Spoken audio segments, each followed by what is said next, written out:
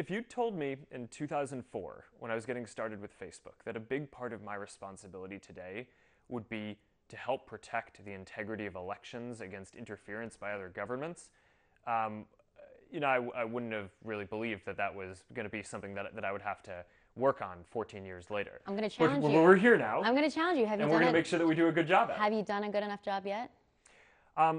Well, I think we will see. But I think what's clear is that in 2016, we were not as on top of a number of issues as we should have, whether it was Russian interference or fake news. But what we have seen since then is, a number of months later, there was a major French election, and there we deployed some AI tools that did a much better job of identifying Russian bots and basically Russian potential interference and weeding that out of the platform ahead of the election. And we were much happier with how that went.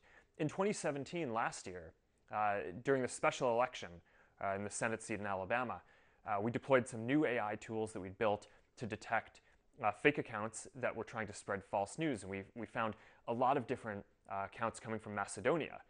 So I think the reality here is that this isn't rocket science, right? I mean, there's a lot of hard work that we need to do to make it harder for nation states like Russia to do election interference, to make it so that trolls and other folks can't spread fake news.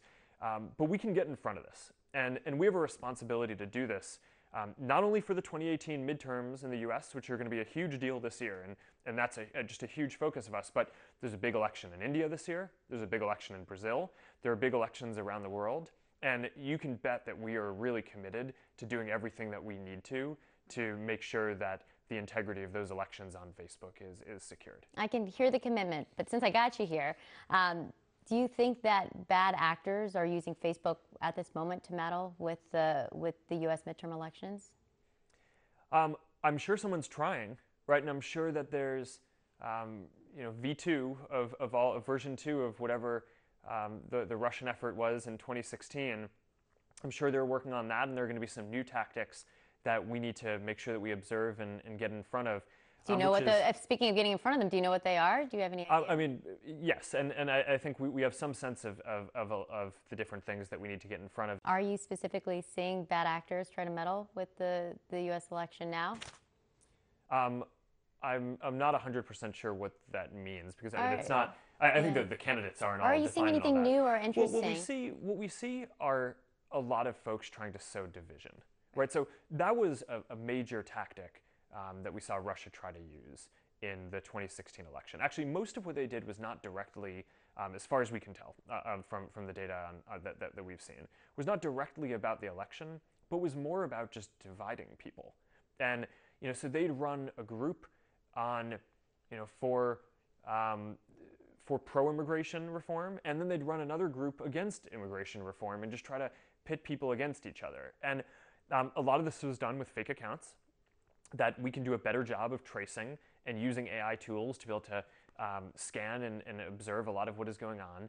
And I'm confident that we're going to do a much better job. Lawmakers in the United States and the UK are asking you to testify. Everybody wants you to show up.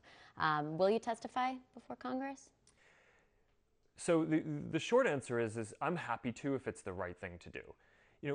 Facebook testifies in Congress regularly on a number of topics, some high profile and some not.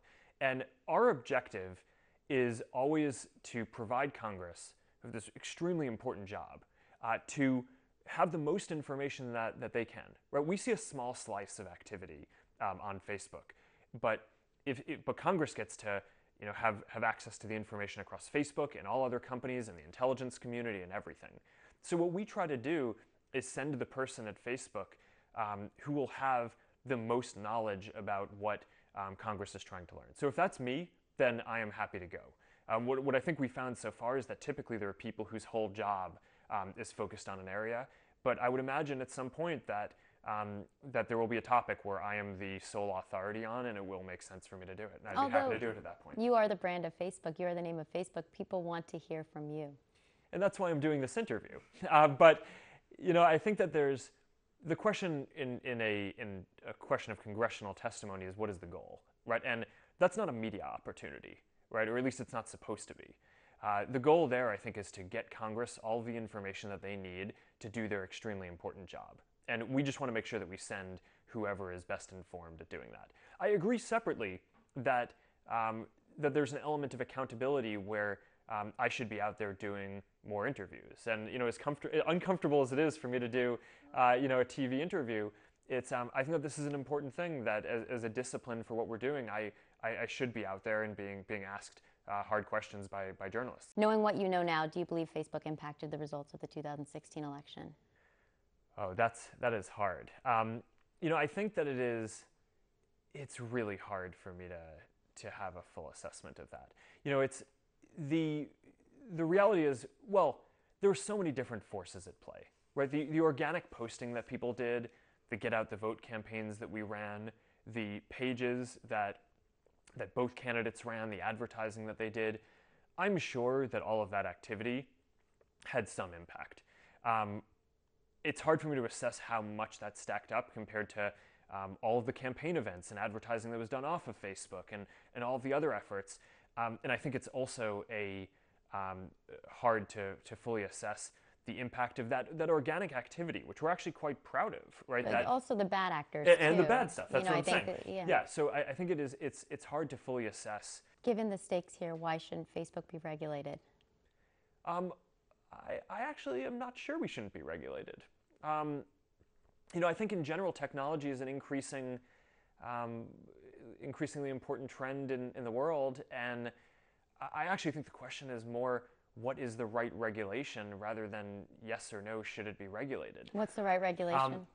Well, there's some basic things, then I think that there's some big intellectual debates. On the basic side, there are things like ads transparency regulation that I would love to see, right? If you look at how much regulation there is around advertising on TV and print, it's just not clear why there should be less on the internet, right? You should have the same level of transparency required. And I don't know if a bill is going to pass. I know a couple of senators are working really hard on this, but we're committed, and we've actually already started rolling out ad transparency tools that accomplish most of the things that are in all the bills that people are talking about today, because we just think that this is an important thing. People should know who is buying the ads that they see on Facebook, and you should be able to go to any page and see all the ads that people are running to different audiences. How has being a father changed your commitment to users, changed your commitment to their future, and what a kinder Facebook looks like? Well, I think having kids changes a lot. And like what? Well, I used to think that the most important thing to me by far was, my having the greatest positive impact across the world that I can. And now, I really just care about building something that my girls are going to grow up and be proud of me for. And I mean, that's what is kind of my guiding philosophy at this point is, when I come and work on a lot of hard things during the day, and I go home and just ask, will my girls be proud of what I did today?